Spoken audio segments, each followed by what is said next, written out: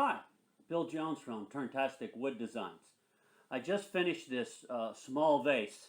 It's about 6 inches across and about 5.5 inches tall. And I made it from a really large block. When I first started, what I had in mind was a much bigger bowl, but I found out too late that it had a really big crack in it, so I had to change the shape.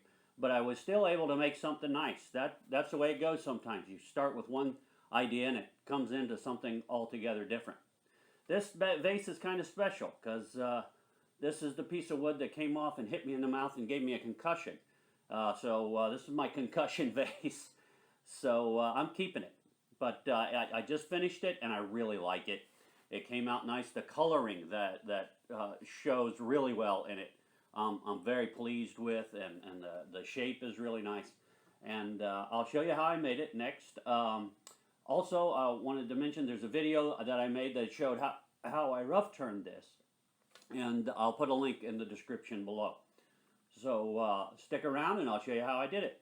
At the end of the video, I'll show some nice close-up pictures so you can really see what we've got here. So I rough turned this piece several months ago.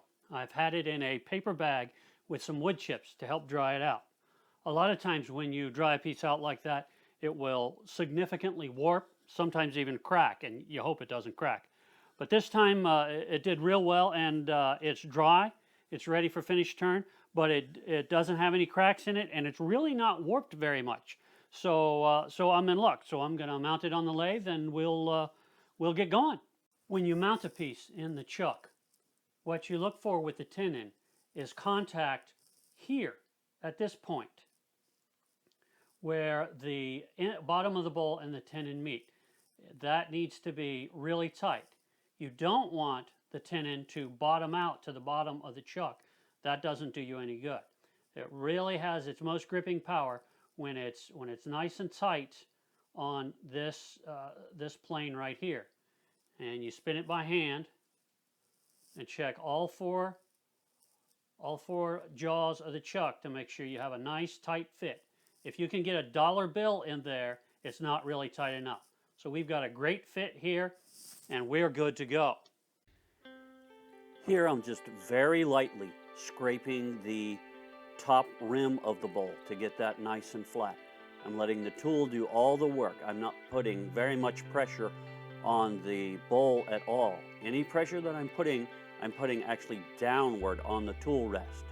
So as the piece spins around, that very sharp chisel, just nice and easy, will flatten out that top.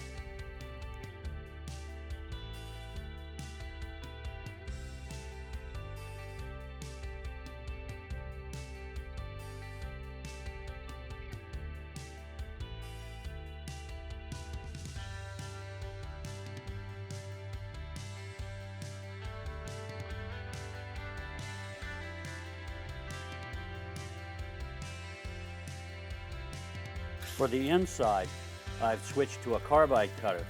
And again, I'm taking it nice and easy and just slowly paring down the inside. You'll notice it getting thinner and thinner till I get the wall thickness just the way I want it.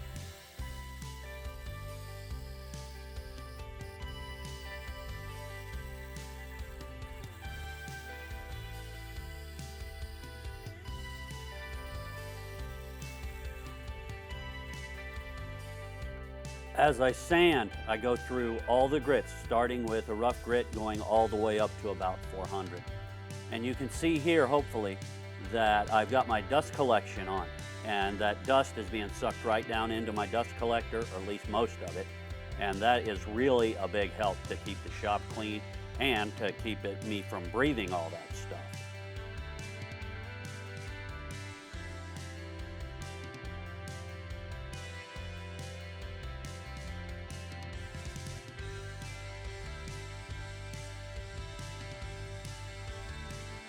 Put in my big jaws and turned the vase around and held it in the big jaws so I can turn that tenon off the bottom, taking nice, easy, even cuts, scraping off the tenon off the bottom.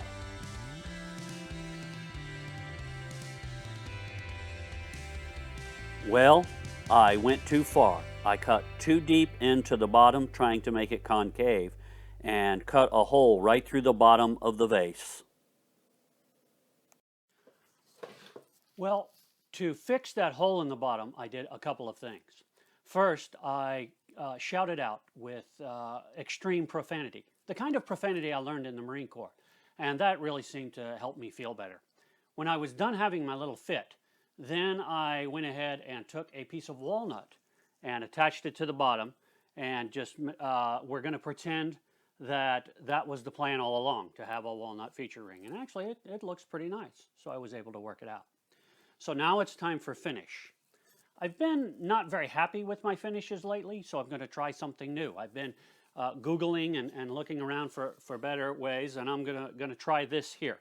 And the first thing I did was take some mineral spirits and wipe it down with a paper towel real well. That gets all the dust off of it, gets it nice and clean, and it also gives you a general idea of what it's going to look like with a finish on it. It darkens it up just a little bit. And the mineral spirits then evaporate completely and won't really affect anything. So the finish I'm using today is a 3-part finish. It's the General Finishes Armor Seal, some boiled linseed oil, and denatured alcohol. Equal parts. So I had a little, actually, got it right here somewhere, a little plastic shot glass I used. So I put in a shot of the seal coat, a shot of boiled linseed oil, and a shot of denatured alcohol in my little paper bowl here. And I'll go ahead and just apply that with a foam brush. Going to get a nice thick coat on the first time.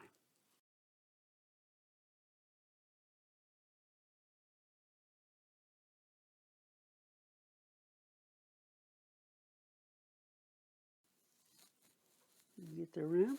All right. So I've got a good coat on here. Just took me a couple of minutes for this. We'll let this dry actually for 24 hours.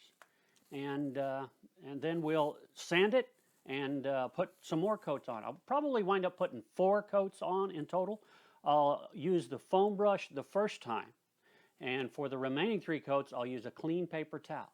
In between coats, I'm going to sand it lightly with some 220 grit, just barely touching it, going over it, getting the little bumps off. And when it gets done, we'll see how it comes out. After 4 coats of that finish, I sanded it nice down with 400 grit and put some wax on it. And I think it came out great. I'm pretty happy with it. Well, I hope you liked this video. I hope you found it interesting. If you did, please share with your friends and like. And please subscribe to my channel. It really helps me out. And as always, thanks for watching.